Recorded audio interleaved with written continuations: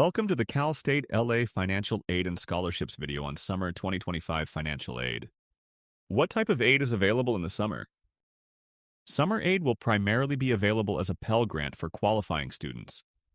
A limited number of students will be awarded the State University Grant based on eligibility and availability of funds. Federal loans will also be available to interested students.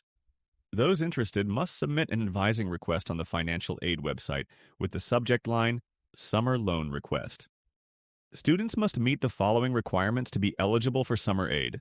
Have not exhausted financial aid eligibility for the current academic year. Be a matriculated degree-seeking Cal State LA student. Enrolled in summer classes that will count towards CSU undergrad, graduate, or post-baccalaureate programs at the Cal State LA main campus or page. Be in good academic standing. Meet SAP standards at the end of the spring semester. If SAP standards are not met, students can file a SAP appeal. File date 2024 to 2025 FAFSA. Complete the financial aid process and meet all requirements and deadlines. Enrolled in at least one unit through state-supported classes for state and federal grants. Summer federal direct loans require students to enroll in at least 6 units. Students who qualify for a summer Pell Grant will be awarded a dollar amount on their Get portal. The amount received is reflective of the student enrolling in 12 units. The percentage of the Pell Grant the student receives is determined by the number of units they enroll in. How do I find information on summer aid and tuition costs? To access your summer aid, students can log into Get and then click on Student Center. Once in the Student Center, click View Financial Aid on the left. Then click on 2025. The current academic year for summer aid. Once on your award summary, click View Summer 2025 on the left. In this example, the student was awarded $3,697 via Pell Grant. The amount awarded is based on the student taking 12 units, and the percentage of the awarded grant the student will receive changes based on how many units the student takes.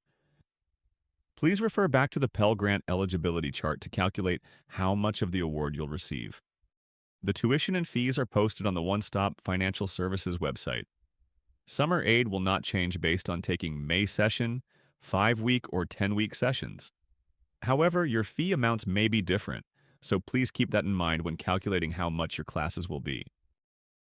How do I calculate how much my summer aid will cover considering tuition and fees? In this example, the student will be taking 9 units. Their tuition and fees total for 9 units equals $2,912. The student received a Pell Grant award of $3,697. However, since they are in 9 units, they will get 75% of the amount. By simply doing the math of the award, $3,697 times the eligibility percentage of 0.75, the award calculation of what the student will receive is $2,773. Now that we have the balance and the award amount, we can see that the award did not fully cover the tuition balance.